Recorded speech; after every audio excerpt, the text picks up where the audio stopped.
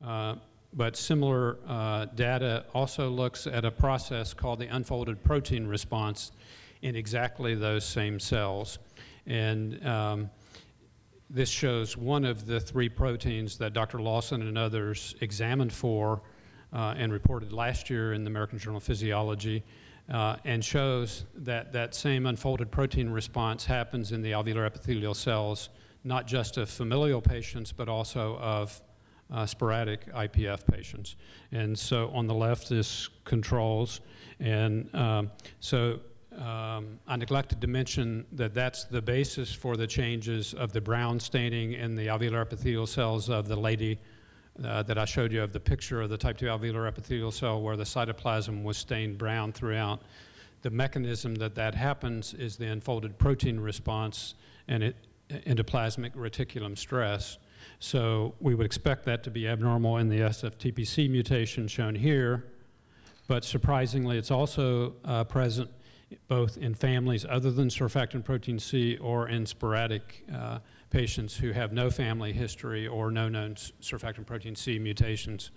So extrapolation of the information learned by genetic studies in families I think has been very important and reflective on studying individuals otherwise. So those types of studies then I believe will help us know in the individual cohort that I mentioned, the 20 patients, 20 individuals who don't have IPF, if they have herpes viruses in their type 2 epithelial cells, or the proteins that I've just shown you on the past slide, unfolded protein response in their alveolar epithelial cells, then that'll give us, I believe, the first solid evidence about those processes being the origin of the disease rather than being a marker or a consequence of the disease. So families can help a lot, even if they don't have IPF actively, because there is no other population who are at such great risk for which we might ask, what is the first cell that is abnormal? Are there herpes viruses in those cells? Is there unfolded protein response in those cells? So family studies have identified some origins of pulmonary fibrosis, and of course the challenge to all of it is how soon can this new knowledge be translated to develop new treatments? Thanks for your attention.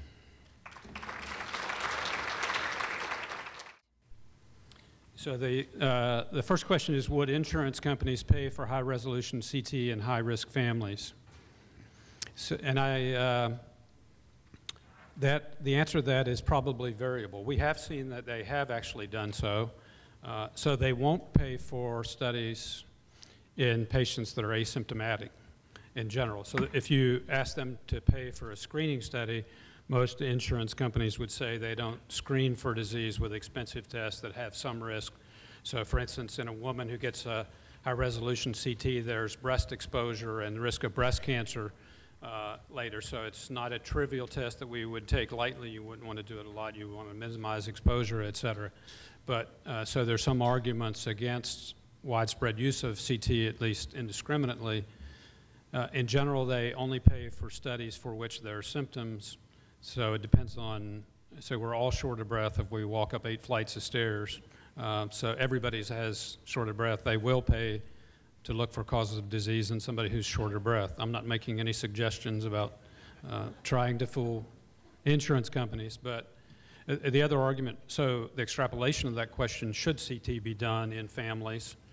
And that's a much more difficult question, but I think the argument would be, Dr. Noth told you in depth about how we have no effective treatment. For instance, in the families, we know where it's in families. Is there value? This is a common question is, should I have CT scans myself? My brother and my father had IPF. And there's not a right answer to that. That's the answer, in my opinion, is to encourage people to participate in trials of either sort, either investigational for new treatments, or not mentioned so far today, is encourage the patients to be organ donors. Without organ donors, some of us in the room wouldn't be here.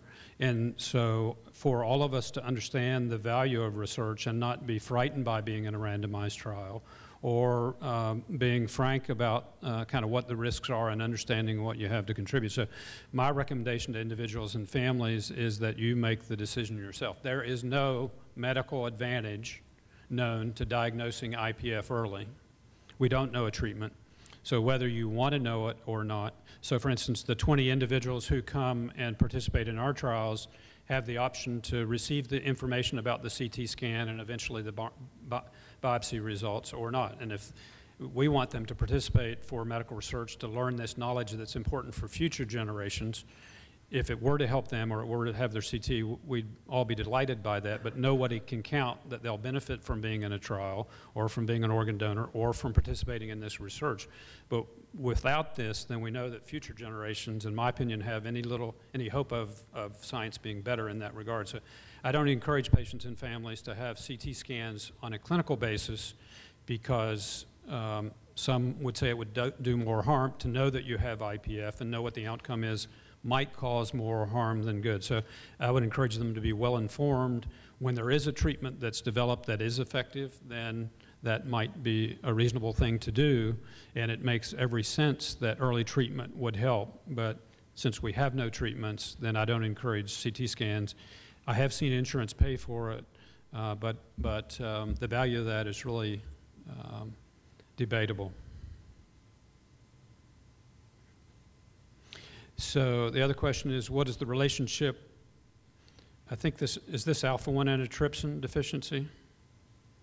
I think, yeah, it must be alpha-1 antitrypsin deficiency. So another commonly known genetic cause of emphysema and cirrhosis and other diseases is alpha-1 antitrypsin. Alpha-1 antitrypsin is a protein that's made in the liver that circulates through your body and protects against oxidant injury.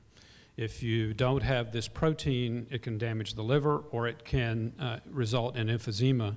And individuals who smoke cigarettes and have alpha-1 antitrypsin deficiency then can get emphysema at age 20 or 25. So it's a combination of dangerous risks. If you don't smoke and have alpha-1 antitrypsin, then most individuals would get emphysema late in life at 65 or later. Alpha-1 antitrypsin is well-known cause of emphysema, and there are no proven relationships between it and IPF that I know of.